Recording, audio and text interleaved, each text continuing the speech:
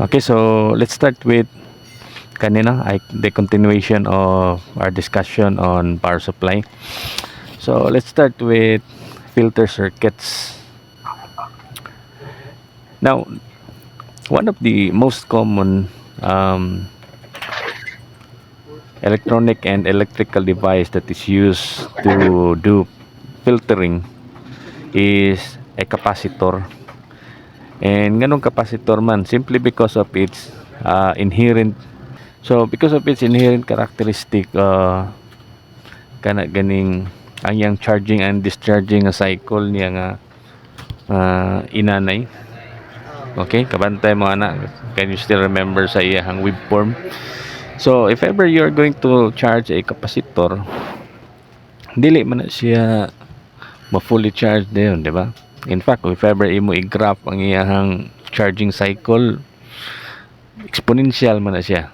Okay, so in a way, at start medyo taas na iyang charging current, but as the capacitor gets fully charged, dili sa na siya mo automatic pod nga mo plato, no, on top inanay gyapon siya. The same goes also during its discharging cycle, so inanay pod. And that's the reason why if ever imo siyang ibutang diri sa output sa imuhang power supply, what happens is that as the waveform, di ba, pulsating mga ano nga DC.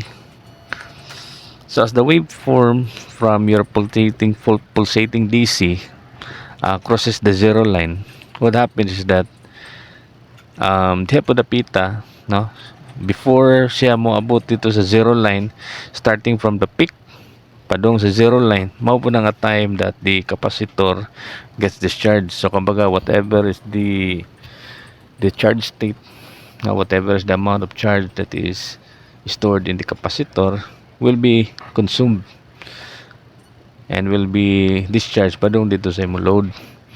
And that's the reason why og imo tanawon kani nga akong gi-focus ron diri sa screen, kani sa ibabaw, now that would be the typical output na of your charging and discharging cycle sa imuhang power supply because of the presence of the capacitor. Now, if ever we're going to consider the half period of the cycle, kani siya T over 2, no, and then you have here T1 and T2 po diri sa ibabaw, representing the charging and the discharging time po of the capacitor, wherein kani pong the difference between VM and VDC mao na imong VR peak to peak, no, the ripple voltage. So if ever ato na siyang himuan og symmetry and the full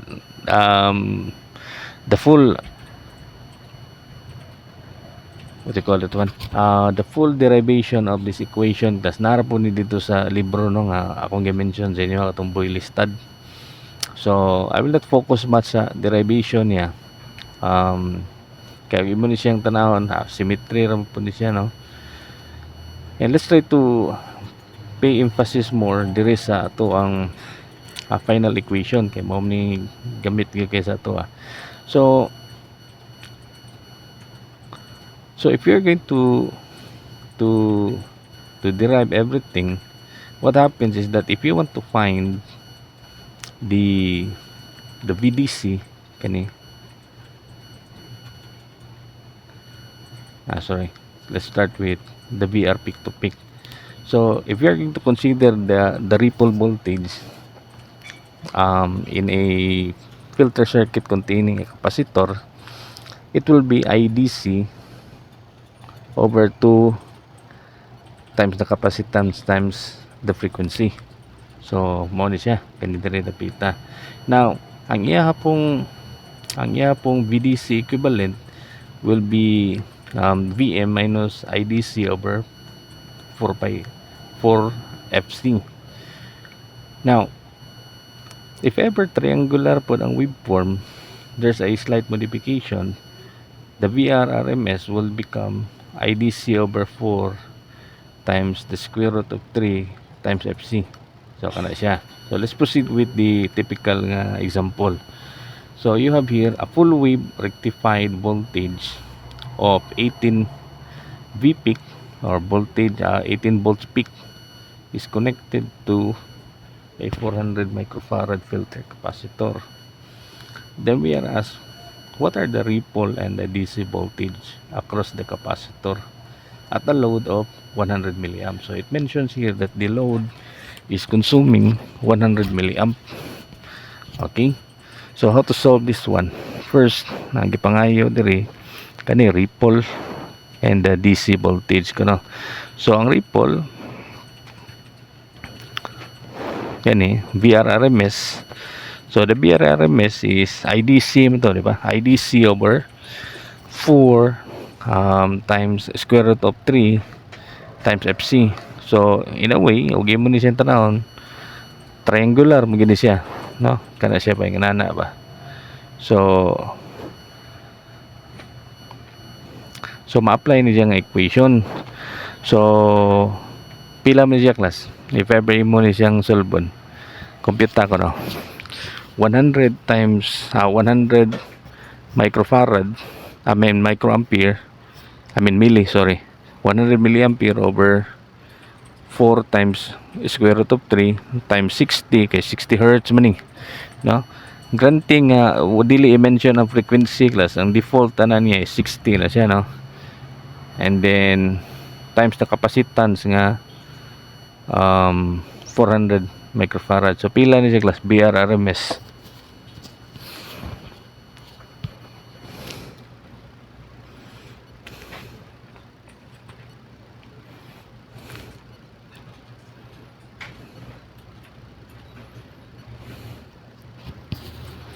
Hello class.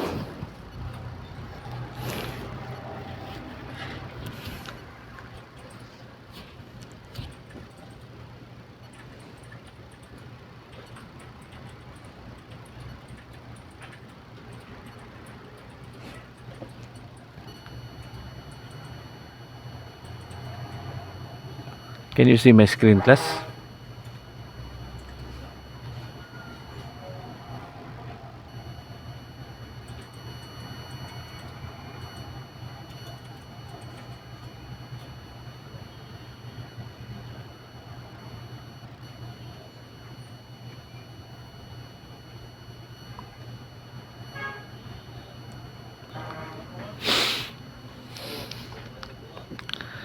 Hello class.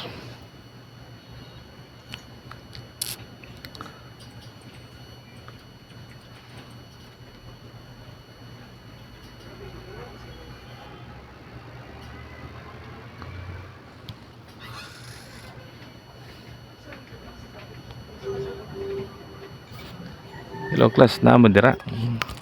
Or ako rin na si tabi. Sir, ang RMS rin nito, no? RMS. Kani. 0. Pila na siya? Kana ra man no equation no, dali ra man na. 601, sir. Pila? 0.601. 601. Okay, so 0.601. So kani siya nga klase circuit, because of the presence of the capacitor, ni-drop na to 0.01 ang imuhang VRRMS. Now, if ever imo ni siyang compute ang VRRMS ani without the presence of the capacitor, balik na atong original na itong discussion, no? Nga Wi-Fi capacitor ba? What is that? Kani. Kani siya. And kani VRRMS. Okay, this one. So kani siya nga topic, no? So balik ko tani siya, and then we will be computing, we will be able to see nga mas dako kita ni siya og VRRMS value. But because of the presence of the capacitor, ni drop na siya, no? Ni drop na siya. So therefore proving nga dako gini siya og contribution, no? And in fact ug maghimo kag power supply niya walay kapasitor class, di gyud ka kapaandar gani og kuan, di gyud ka kapaandar gani og kanang mga sensitive nga electronic loads.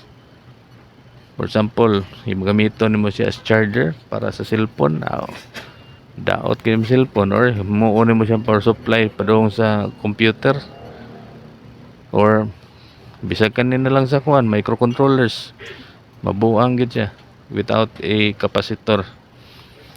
So eventually ma-realize ninyo siya once nga mag-build na mog mga actual circuits, no? Kay kani theory ra man gud ni, di man ninyo ma-appreciate gud if ever di nimo siya gamiton, papel ra ko to ba. Okay, so how about the VDC, the average value? So the average value is VM of minus IDC over 4FC. So 18 volts ang maximum voltage, and then minus the 100 milliamp over 4 times 60 times 400 microfarad. So what's the VDC ano niya, class? Kanina.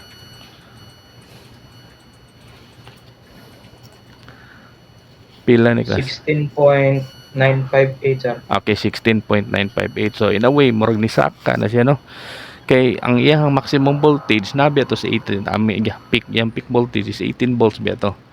So without the capacitor, the expected nga average ani niya nga voltage is much lower. It's much lower. So bisan pag compute to nimo, balika ang previous na to nga mga equations katong mga na-derive na nato sa una, and you will see that the BDC without the capacitor, or the average voltage, is much lower. Okay, now